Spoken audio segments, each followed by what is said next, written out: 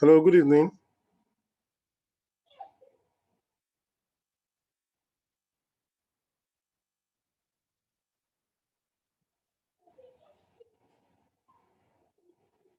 Good morning.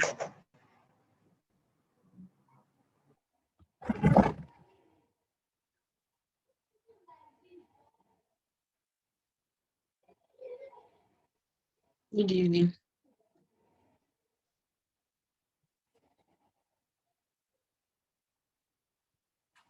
Okay.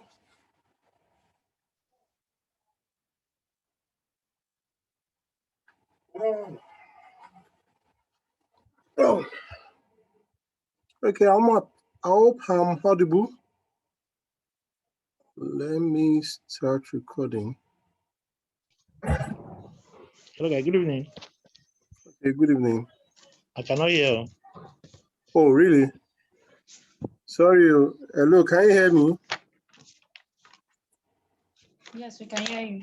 Emeka, I can hear you.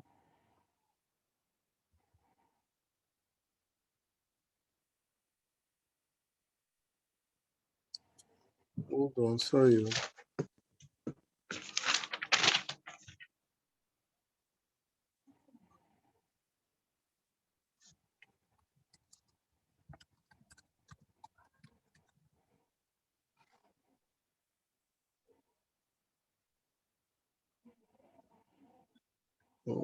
Oh. Mommy, do you know another meaning for trample? Hello, good evening. Good evening, no? Okay, so let's start. Okay, I wanted to know if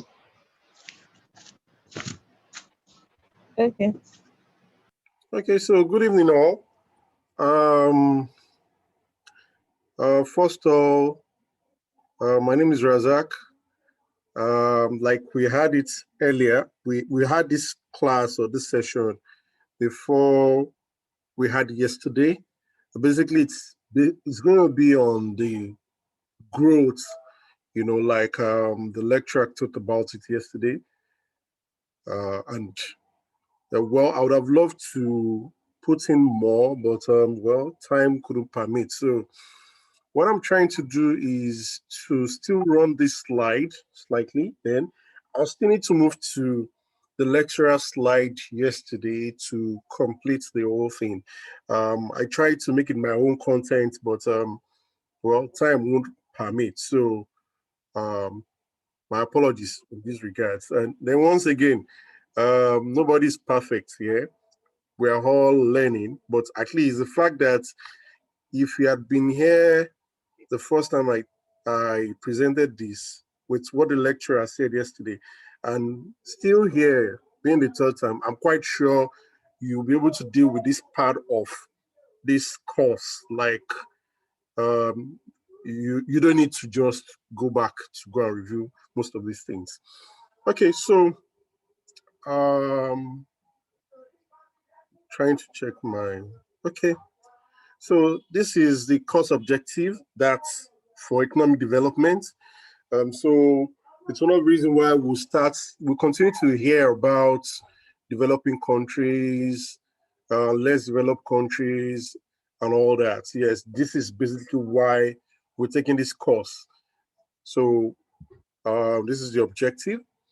Now, this part of the course was supposed to cover this, the goal of the learning, the classical and classical growth models, which we had the linear stages theory, the international dependence model, the structural change, and the endogenous theories of development. So we go through all this to understand what the growth model was all about, and how they tend to link it with various variables, and how they were able to say, okay, yes, if this happens, this should happen based on their own theory anyway. Okay, so another thing we would have asked ourselves is, so why are we even studying economic growth, or why this economic growth? I think we'll get back to all these where the post-World War, after the World War Second or the World War II, countries had to, they had to converge, had to see how they can, develop from what has been, now the spoils of the war and all that. So some were able to move fast, in these regards.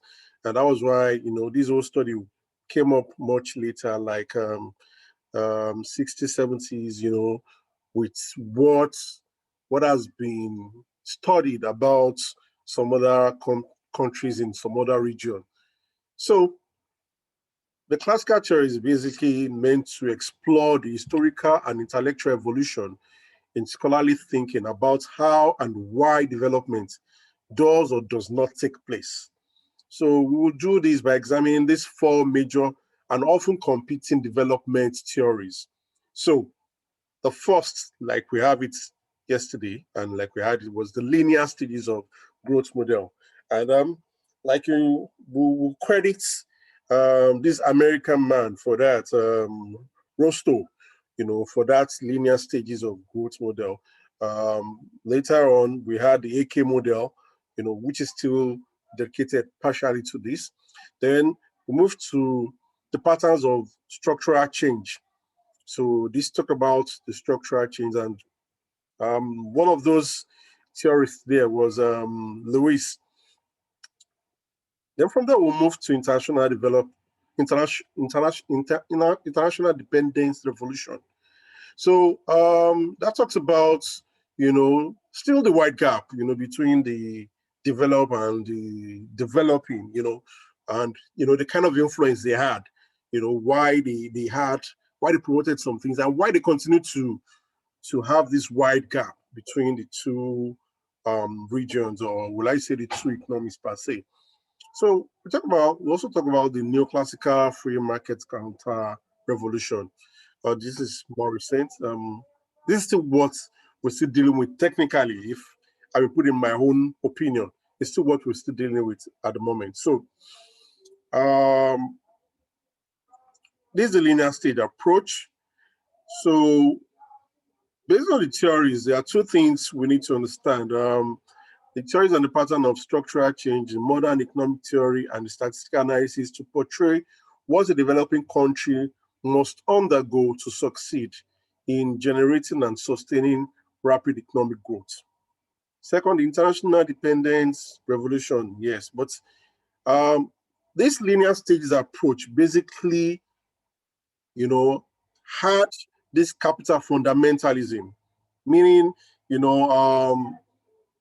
you must just do more to accumulate capital, So basically, those are what the linear stage were more about. Like, if you want to grow, accumulate capital, open your economy and let us come and invest. Technically, that is the other way of saying it. That is in other words, but this was the advice to the developing nations that they should open up, and let, others or the capitalists come and invest in their economy. So this is the Rosto's stages of growth. The full name, Walt W. Rostow, is the famous American economic historian. So he recommended, and will I say, he believes that based on his own theory that a country should go through these 5 stages to become developed. The traditional society, the preconditions for takeoff into self-sustaining growth, the takeoff, the drive to maturity, and the age of high mass consumption. So briefly, let's discuss what this looks like. The traditional society basically looks like where you have the agriculture and more of the extractive economy, where you have so much to do in terms of, or less technology, and trying to bring in more manpower in that regard. So the self-sustaining. Okay.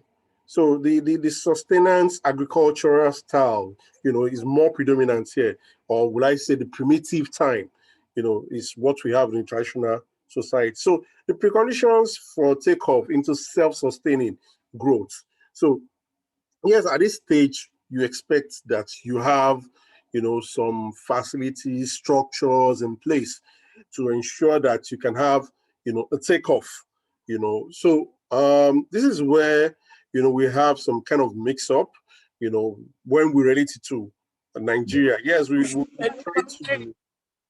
try to, present some of these things, but yes, another thing is, I don't really people you are, please. Okay. I don't really,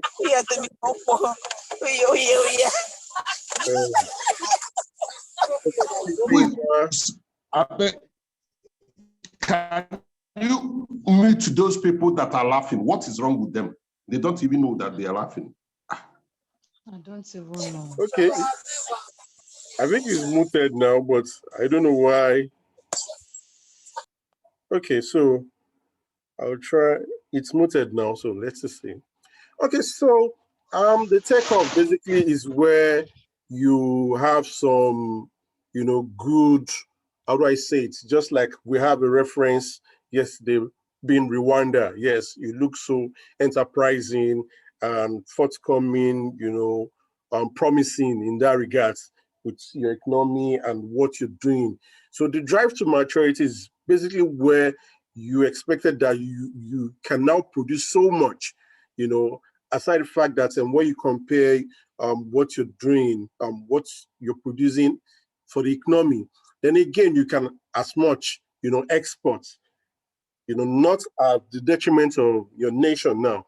So that's where they drive to maturity. And the last stage, which is the age of high mass consumption, relating it to where it is expected that you have so much in the net of the wealthy. There's so much you could do, you could, afford to go ahead and, acquire some luxurious facilities. So these are the stages according to Rostow and the Harrod-Domar growth model. So this is another what's it called, theorist, where he also emphasizes on the stages of which a nation has to go through, starting from what's it called, when you have investments. Okay, you start from savings rather. That if you must grow, then you should save.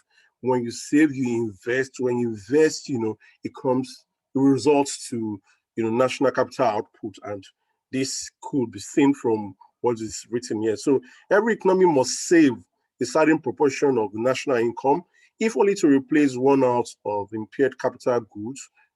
That's to maintain, get another one. Then, however, in order to grow, new investment representing net additions to the capital stock are necessary. So this explains the three things, basic things that is expected of this nation. So the functional economic relationship in which the growth rate of GDP depends directly on the national net savings rate and inversely on the national capital output ratio. This is explained when it's in a formula or expression. So it's expected, or probably the way the explanation goes is the capital output ratio is more like, the end result of what is being saved, invested, and at the end of the day. So it is a ratio that shows the units of capital required to produce a unit of output over a given period of time. So the net savings ratio is the savings expressed as a proportion of the disposable income over some period of time. So as a country, you have your national income, that's a result of what you must have traded. And, when you have that income, is expected based on this theory that you set aside, a portion of it. So set aside a portion of it, then eventually you invest it to get this capital output. So this has been explained with this formula. I'd have loved to, like I said, I wanted to explain or try to illustrate this better, but one easy way to illustrate this is to say, just like what I explained earlier, you move from, the savings, which is the S you have there, being a proportion of the national income, to invest being high. So when you invest, yes, it's expected that you have the capital output ratio, which is meant to be the output of what you must have done. So the SI small c now can go in that order. So you save, invest, then you have the capital output ratio. So this is being illustrated with this formula, equation rather, as you've seen. So, well, I think the safe part, which I will say is, I didn't see a lecturer dwelling on this. So, well, that may be a saving grace, I don't know. But it could mean, yes, we might have questions in this regard that are going to just be, very simple, but at least for us to understand it, basically the way we explained, I think if it's so clear, then we can take our time sometime later to still review this to be very sure, when we have the question around this, it's not going to be much technical anyway, but we should be able to, attend such questions. So the way the equation is being explained, in the simplified version, is explained that the famous equation in the aerodromal theory of economic growth states simply that the rate of the growth of GDP is determined jointly by the net national savings ratio and the national capital output. So more specifically, it says that in the absence of the government, the growth rate of national income will be directly or positively related to savings ratio. So the emphasis based on where we're starting from, the savings, so taking it very important, like you should save. I think reality is, as a country, they've encouraged us to save. Likewise, some other African countries, and that's why we have some like sovereign, I've forgotten this scheme now, various schemes for a country to save. And, the idea is when you have such savings, it gives you, the power, to discuss at some point in time economic issues and all that. But along the line, what really matters eventually when we go along is, how much can you produce? Based on what you can produce is what we will eventually see in the economy that engages, more people, engages them to produce more. And when you have demand drive, you have a market as well. And this also, is another perspective that says, you should be able to keep the economy active, and ensuring that every, what's it called, the labor, yes, the labor, they're actively involved doing one thing or the other. So there are criticisms, to this model, and we have the necessary versus the sufficient condition. So necessary being, what must be present, in as a condition at this point, and the sufficient being what should, be present eventually, but may not necessarily be there. So unfortunately, the mechanisms of development embodied in the theory of stages of growth didn't always work. The Marshall Plan worked for Europe because European countries receiving aid possessed the necessary structural, institutional, and attitudinal conditions. So the Rostow and Harrod-Domar models implicitly assume the existence of these same attitudes and arrangements in underdeveloped nations. So also, there was also insufficient focus on another strategy of raising growth that is apparent in the equation mentioned in the AK model, that's Harrod-Domar, reducing the capital output ratio, which entails increasing the efficiency with which investment generates extra output. So structural change model, the hypothesis that the underdevelopment is due to underutilization of resources arising from structural or institutional factors that have their origins in both domestic and international dualism. So this talks about this two or dual system. So there's it believes that there is underutilization of the resource, especially the labor in this case. So when you put in so much of the population into agriculture, the understanding here is at some point in time when you produce to a stage, you now move into industrialization, and from industrialization, you go into manufacturing. So it's expected that people, or the labor rather, they migrate and they leave, agriculture, for example, to a barest minimum, moving to this, industrialization, and also, what's it called, manufacturing, as a way of development. So development therefore requires more than just accelerated capital formation. This is the structural change model now, moving from the first stage we talked about, the linear growth, which was more of capital formation, savings, investment, and all that. But in this case now, it's taking it further, including labor. So the representative examples are: one, the two-sector surplus model, the theoretical model of W. Arthur. Sorry. So W. Arthur Lewis. Then also we have the patterns of development, empirical analysis of Ollis B. Chenery and co-authors.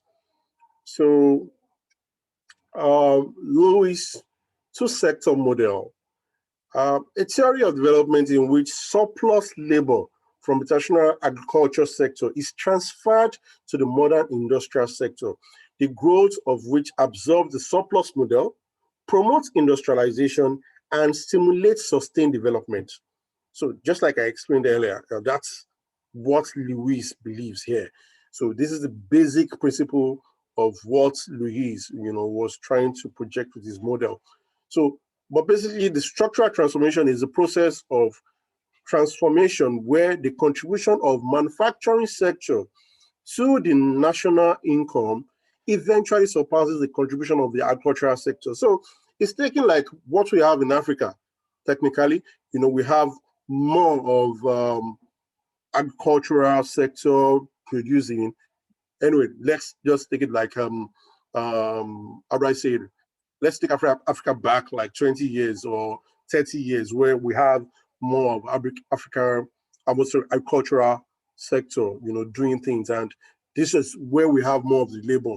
So what they're saying is, based on structural transformation, they expected that this labor, this agriculture, becomes something you invest less eventually. As an offshoot, you have industrial sector booming and industrial sector taking more of the labor from agriculture before it becomes, the manufacturing sector. And by the time you have manufacturing sector, producing or contributing so much into the national income, more than the agricultural sector, then that is where you start seeing the effect of development. I could relate that to even what we have in Nigeria and what is being recommended as well, because presently what they used to, or what we tend to look out for anytime there is a report or from the NBS, National Bureau of Statistics, what we tend to look at is what is the manufacturing sector doing in this regard. So the more you see the better performance from manufacturing sector, then you can, agree that, okay, yes, you're doing better in that regard. So surplus labor refers to the portion of the rural labor force whose marginal productivity is zero or negative. The speed with which the expansion occurs is determined by the rate of industrial investment and capital accumulation in modern sector with capitalist reinvestment assumption. So this capitalist reinvestment assumption is, will I say, more of a limiting factor or something, it's an undertone anyway. So, but this speed of expansion, which should occur, will only occur when you have those who are investing in the economy, when they are reinvesting in the same economy, then you should have more of the rates of, the positive rates of industrial investment moving, with capital accumulation for the modern sector. So basically, this is where I could, this is my slide. I think I need to now move to yesterday's slide. Okay, so this is the Lewis sector model, and this is the what's it called? The graph to illustrate, the labor, the influence of the labor, what is expected, so at what point is expected to move the labor from agricultural sector, which is a traditional sector, to the modern industrial sector.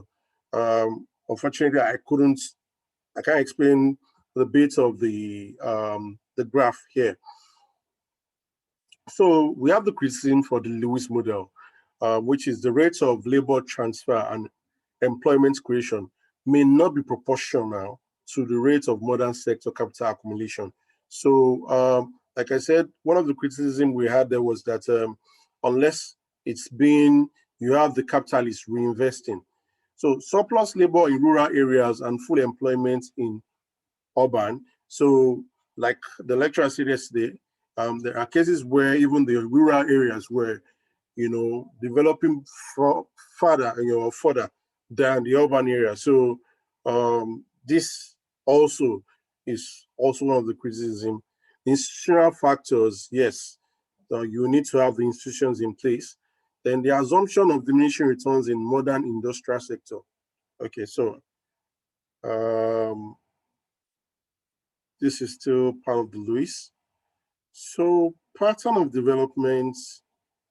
Okay, so international dependence revolution. So the neoclassical dependence model, the colonialism and all that, we all know how that brought the setback. And yes, this is one of these leading factors that gave birth to the gap between the developed and the underdeveloped, or the developing countries. So the other aspect is for this revolution is that there's a false paradigm model, saying, the more you take those advices, from this foreign, experts, I say that is being misapplied in the developed country models. I could make reference to the president of Rwanda saying Africa does not need, international aid. What Africa needs is international trade.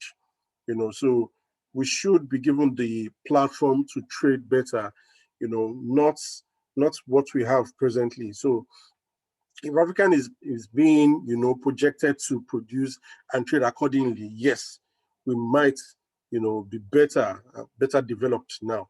So the dualistic development thesis, like he said yesterday, you have those that eventually train abroad. They're supposed to come home, and they don't want to be associated eventually with the system, the country. Even when they come in, they try to segregate themselves from what is being in existence in the country. So, and likewise, the criticism and the limitations. So this shows does little to show how to achieve development in a positive sense, accumulating counter examples. So I know we could talk more on this eventually, can still argue about it. So the neoclassical counter-revolution market fundamentalism. So this is where they come to tell us, free your market, government should stop controlling, this sector. Government should, we heard this from IMF, for example, so much. Government should deregulate, government should, leave this sector, let it be free markets, free choice, market-friendly approaches. Yes, to some extent, we have this AFCTA or so that is being signed presently, but I know the implementation could be technical or could take a while. There are reasons for that. But in order to protect, China once had their time where they protected their market and their economy, to be able to grow. But I think this was one of those things that, gave us this setback, because at the time when we were growing organically, we were open to the international markets. And before we know it, we were importing almost everything. And at this point, I can tell you from the recent report from the MBS, we are still importing so much. So at this point, we still have a long way to get or to attain the state of development. So main arguments, it denies the efficiency of intervention, points up state-owned enterprise failures, yes, refinery, for example, stresses government failures, we have that so much, and it's common to most of the African countries. Then traditional neoclassical growth theory, which diminishing returns cannot sustain growth by capital accumulation alone.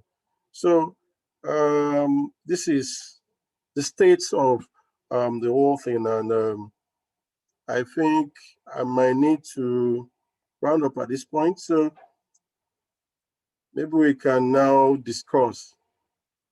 I can't say I'm taking questions. Let's discuss. So I may not have answers to your questions. Okay, so it's open now.